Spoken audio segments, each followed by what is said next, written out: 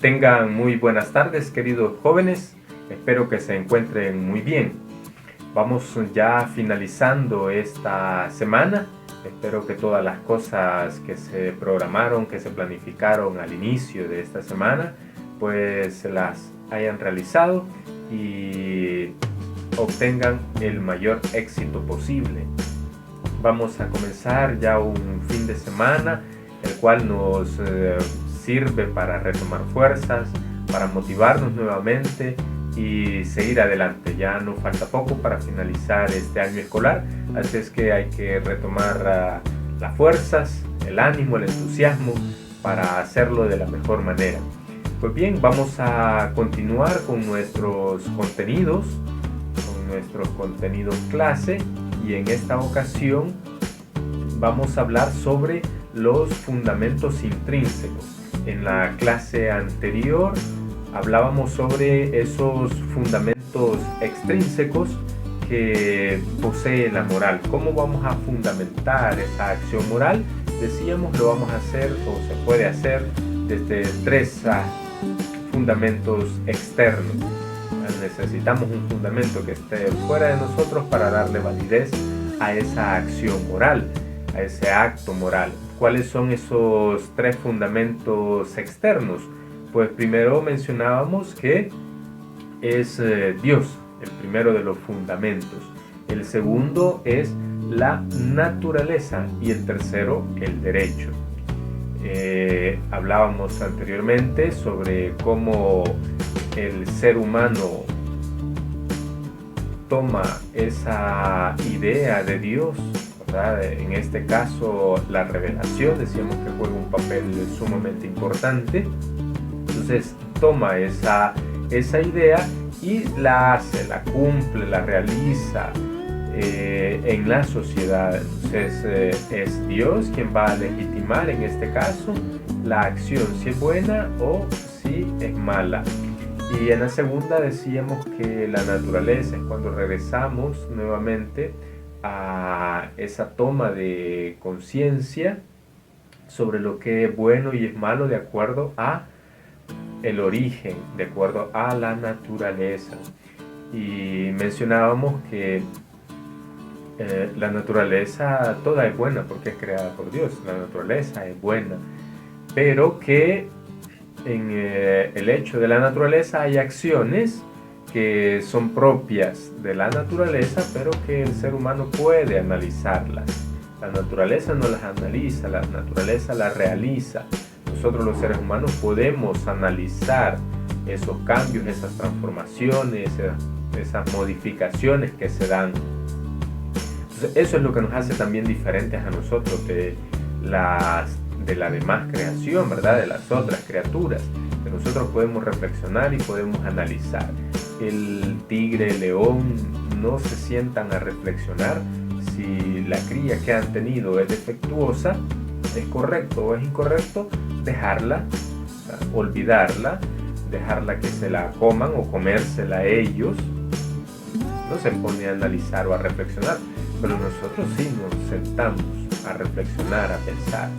Y sería horrible pensar que un ser humano, que una persona, tiene un hijo que tiene alguna deficiencia, algún problema hereditario y lo que piensan es comérselo, ¿verdad? Sería eso horrible. Incluso nosotros vemos en las noticias cuando personas dejan abandonados sus hijos en los basureros, en las calles, aceras, y eso nos causa a nosotros indignación, ¿verdad? Entonces nosotros tenemos esa capacidad, ¿no?, de hacerlo. Entonces ese era el segundo fundamento extrínseco, la naturaleza, y el tercero es el derecho. Todo está a la base legal, a la base del derecho. Si lo dicen las leyes es bueno, si no lo dicen es malo, o dependiendo cómo lo establezcan ellas, ¿verdad? En este caso las leyes. Esos son los tres fundamentos externos para argumentar el acto moral, la acción moral, que veíamos la clase anterior. Pues ahora vamos a hablar sobre esos fundamentos intrínsecos, o sea, los fundamentos que parten de nosotros, que están dentro de nosotros, porque también nos existen. También existen esos fundamentos que van a determinar si es correcto o es incorrecta la acción moral, partiendo desde el ser humano, partiendo desde el hombre. Pues bien, vamos a iniciar este contenido, así que pongamos mucha atención y si tenemos preguntas, ustedes ya lo saben, pueden hacerlas sin ninguna dificultad. Veamos. Bien, dentro de los fundamentos intrínsecos tenemos, en esta ocasión solamente vamos a reflexionar 4. Hay más fundamentos intrínsecos, pero nos vamos a detener solamente en 4, así de una forma rápida y sencilla. Los primeros, ¿cuáles son? Bueno, el primero de los fundamentos intrínsecos es el ser humano. El segundo son todas esas éticas teleológicas y el tercero las éticas deontológicas. Finalizamos con las éticas formales. Esos son los 4 fundamentos intrínsecos que vamos a tratar de reflexionar de una forma rápida y sencilla. Veamos, el primero, que es el fundamento basado en el hombre como fundamento moral. ¿A qué se refiere este fundamento? Pues bueno, muchos pensadores o muchos filósofos han considerado que recurrir a una fundamentación externa, decíamos anteriormente que son 3 fundamentos externos: Dios, la naturaleza y el derecho, puede constituir una renuncia a la autonomía humana. Entonces, si nosotros recurrimos, dicen ellos, a un fundamento externo, entonces lo que está sucediendo es que estamos renunciando a nuestra autonomía. Entonces es en el hombre mismo donde se va a encontrar esa capacidad moral que determina si es correcto o si es incorrecto. Entonces, ¿cuál es la tarea del ser humano? ¿Cuál es la tarea del hombre? Es encontrar en sus propios actos el fundamento de las acciones que está realizando.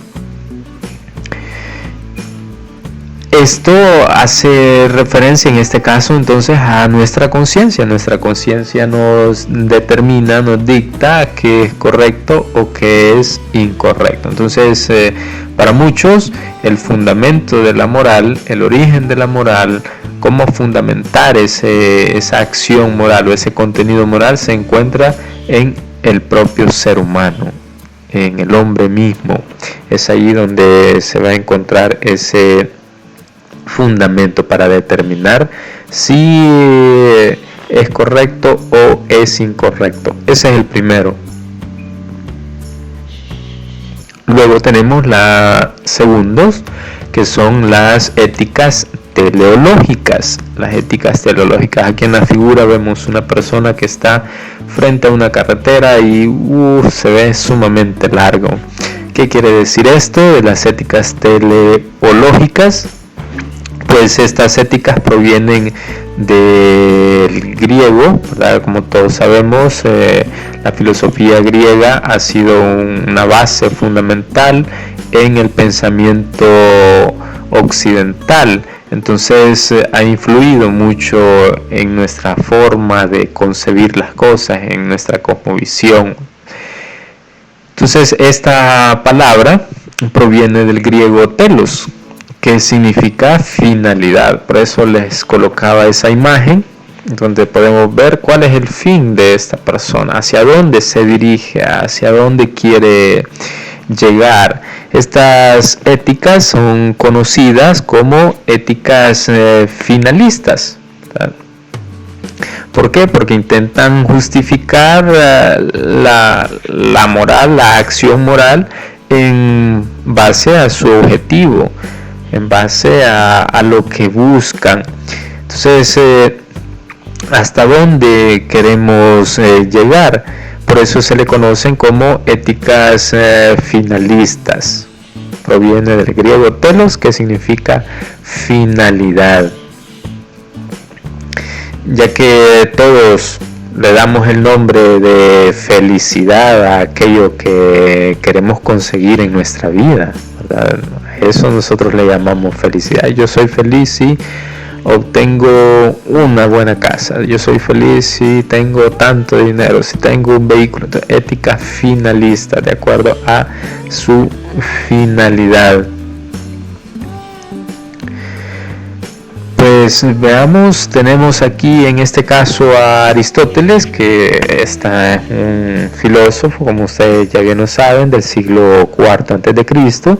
Él consideraba que lo que nos hace más felices es lo que nos diferencia a nosotros del resto de las criaturas. ¿Y a qué se refería Aristóteles? Bueno, se refería al cultivo de la racionalidad.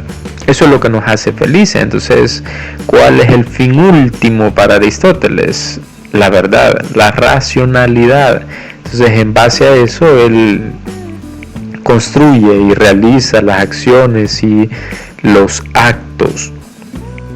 Pues obviamente para él el placer es el placer de entender. El fin último es el placer de entender, de contemplar, de descubrir el sentido de las cosas.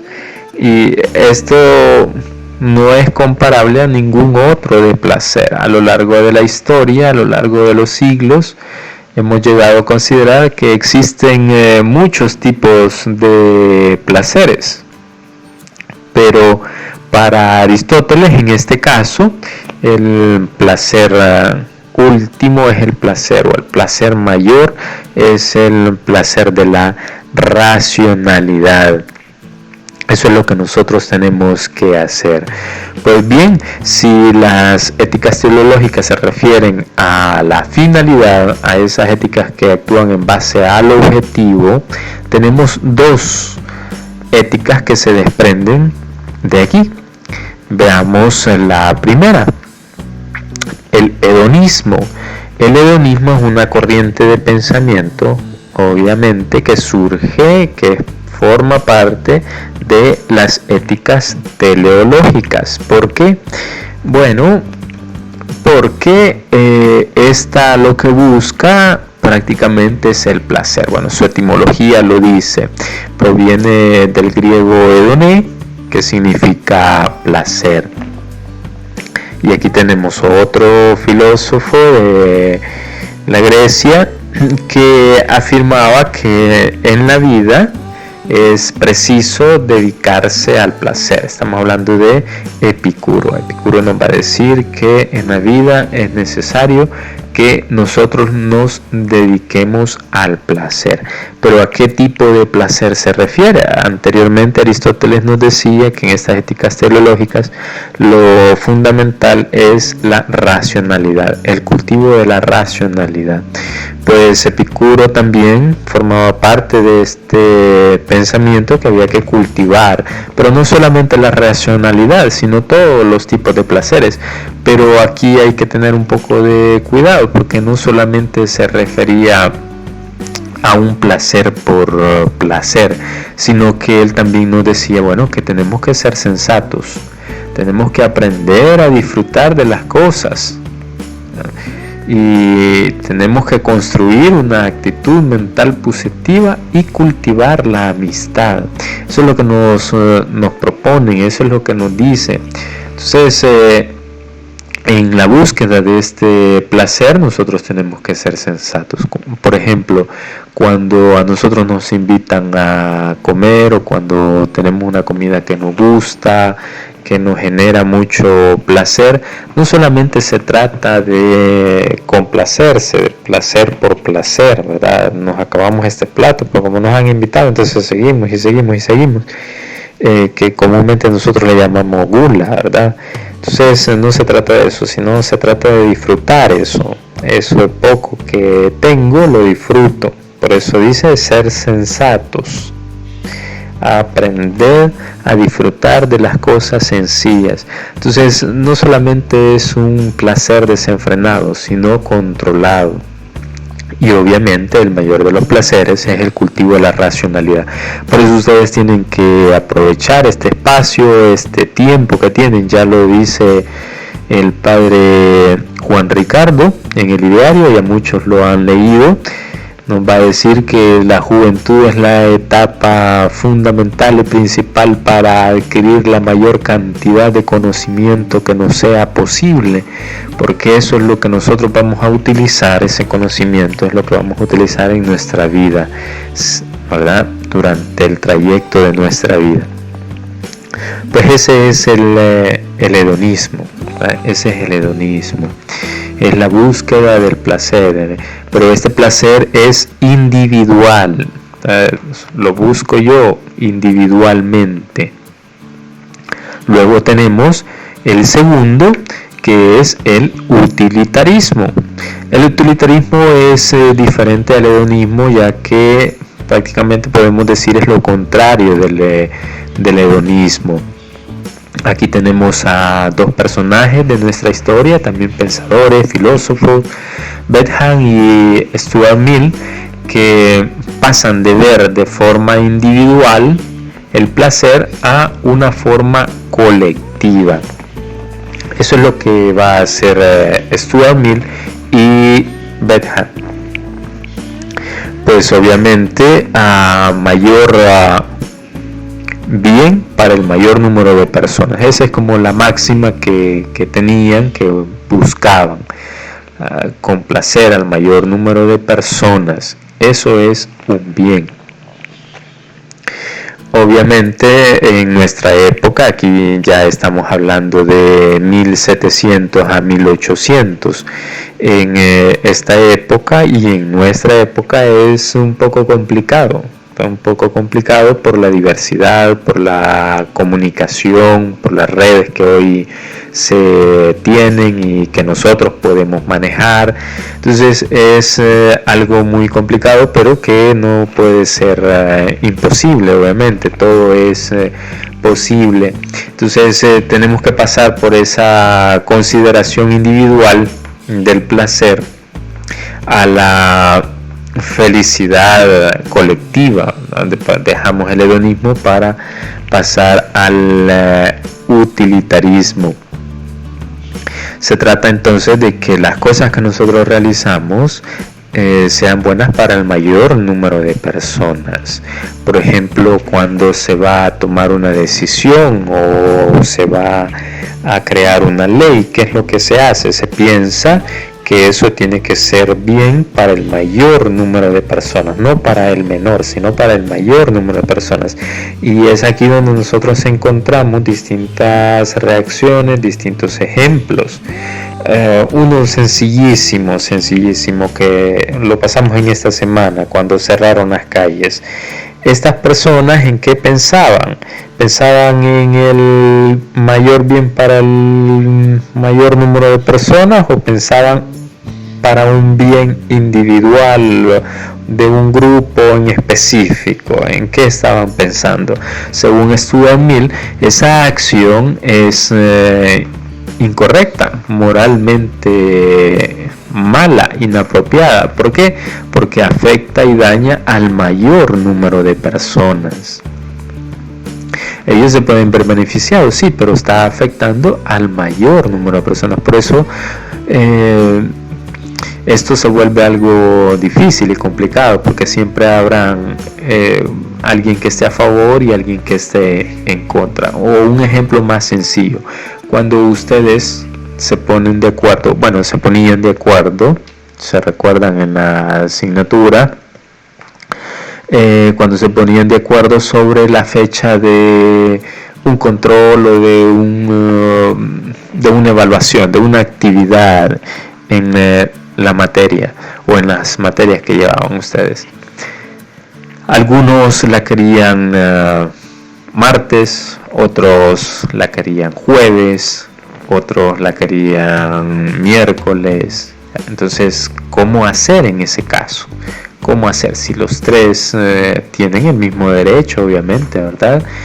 Y se tiene que tomar una decisión, hacer una elección, qué día se va a hacer. Entonces lo que se tiene que hacer es buscar que el mayor número de personas se vea favorecida. Por eso es la máxima de este utilitarismo, el mayor bien para el mayor número de personas. Lastimosamente los 4 que la querían para lunes o viernes tendrán que acomodarse a la decisión que ha tomado en este caso la mayoría, o lo que beneficia al mayor número de personas. Ese es el utilitarismo de forma sencilla y práctica. Bien, veamos el siguiente, que son las éticas deontológicas. Teníamos las primeras, que son las éticas teleológicas, que son las que hacen referencia a la finalidad, de acuerdo a su finalidad. ¿Cuál es la finalidad de las éticas teleológicas? La felicidad. En base a eso nosotros construimos las cosas: hedonismo, utilitarismo. Ahora veamos las éticas deontológicas.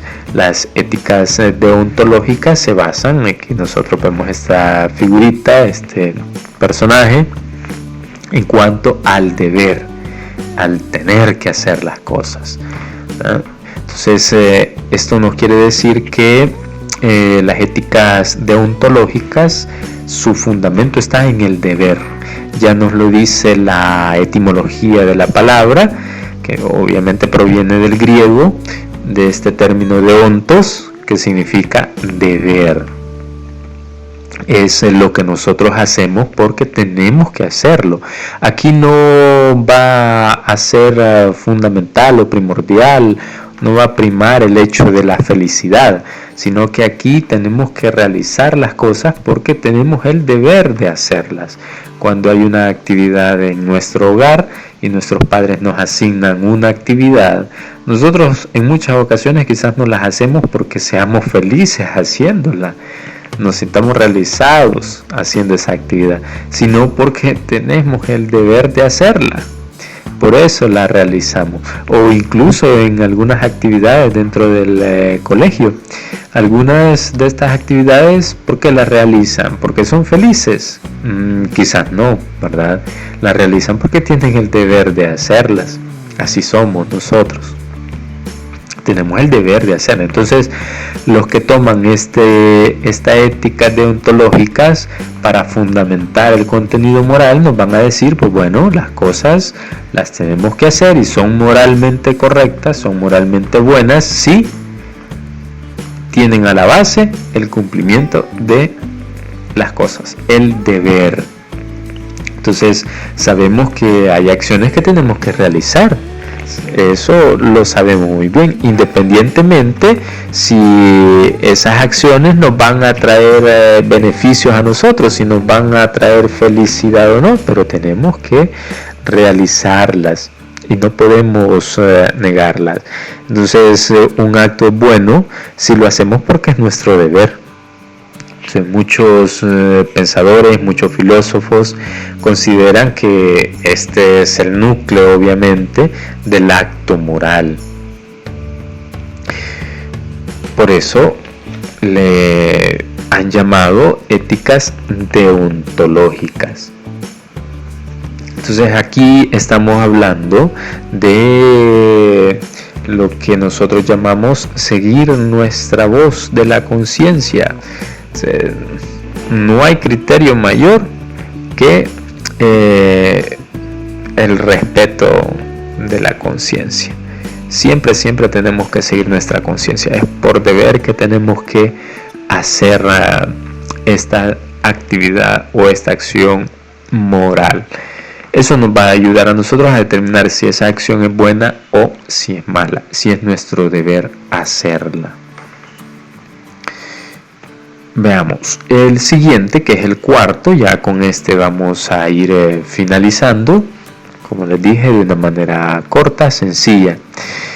En las éticas formales, dentro de las éticas formales, obviamente todos tenemos la responsabilidad de cumplir con nuestras acciones, con nuestros actos. Y decíamos anteriormente que las éticas deontológicas reflejan en cierta medida una realidad que nosotros no podemos obviar en este hecho moral, que es la conciencia del deber. Entonces, en el caso de las éticas formales, hacen referencia a una estructura que nosotros debemos de cumplir para saber si esa norma es correcta o es incorrecta. ¿Cuál es esa estructura que nosotros tenemos que cumplir? Es esta máxima: no quieras para los demás aquello que no quieres para ti. Eso es lo que nosotros tenemos que tener siempre presente cuando realizamos una acción. Si nos basamos en las éticas formales, entonces no tenemos que hacer algo que no queremos que nos lo hagan a nosotros. Eso es lo básico de las éticas formales. Y obviamente esta regla, esta norma, esta regla de oro, lo practican casi todas las religiones. Solo tenemos presente en todas las religiones. Por ejemplo, para los cristianos católicos o cristianos evangélicos, como se denominen, para todo el grupo de cristianos que tienen a su base el cumplimiento de la Biblia. En el caso del Nuevo Testamento, allí se nos dice a nosotros: haced a los demás aquello que quieren que a ustedes les hagan. En eso se puede resumir la Biblia, la ley y los profetas, para decir Jesucristo. Pero eso es para los cristianos. ¿Y qué pasa para el caso de los musulmanes? Pues también se encuentra expresado lo que tienen que hacer en función a su relación con los demás. Para los judíos, por ejemplo, también se expresa en el Talmud: no hagas a tu vecino aquello que te resulta odioso. Esto resume toda la Torá, ¿verdad? El Torá, que son los 5 libros sagrados para los judíos. Entonces las religiones también tienen a su base esta regla de oro: no quieras para los demás aquello que no quieras para ti.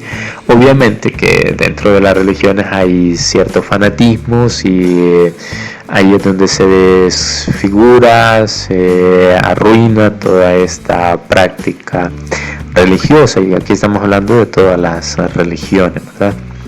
Entonces, esas son las éticas formales que debemos de tener siempre presente.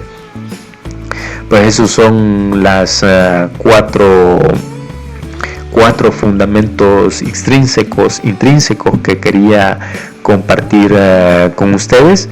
Espero que lo comprendan adecuadamente, ¿verdad? Que lo comprendan bien. Y si ustedes pues conocen o tienen otras fuentes, pues pueden buscar, ¿verdad? Pueden seguir buscando más fundamentos intrínsecos que parten dentro del hombre para fundamentar esta acción moral. Este es el contenido que quería compartir con ustedes. Ya completamos esos fundamentos externos y esos fundamentos internos. Cada uno de ustedes tendrá su propia valoración y pues dirá qué fundamento le parece más adecuado, más propio, o qué fundamento está utilizando cuando realiza una acción moral o cuando ha realizado otra persona una acción moral, y puede analizar y puede reflexionar para determinar si es bueno o es malo, ¿verdad? Este acto que ha realizado, que ha cometido. Pues bien, hasta aquí llegamos. Espero que no tengan ninguna dificultad. Cada vez nos acercamos más a finalizar este año escolar, este periodo. Solamente les recuerdo que tienen que leer la obra María Curie, la que estamos leyendo. Espero que les guste, es una obra muy buena que nos ayuda a nosotros a plantearnos objetivos, retos y buscarlos y alcanzarlos, ¿verdad? Así es que les dejo el espacio para las preguntas. Ustedes pueden hacer las preguntas que consideren necesarias. Si no lo hacen en este espacio, pues no hay ninguna dificultad, lo pueden hacer posteriormente. Ya saben cómo pueden comunicarse conmigo y hacen las preguntas que tengan ustedes a bien realizar. Pues bien, les dejo. Espero que disfruten este fin de semana con su familia, con sus amigos, siempre tomando las precauciones necesarias, ¿verdad? Así que nos vemos, jóvenes, cuídense, hasta la próxima.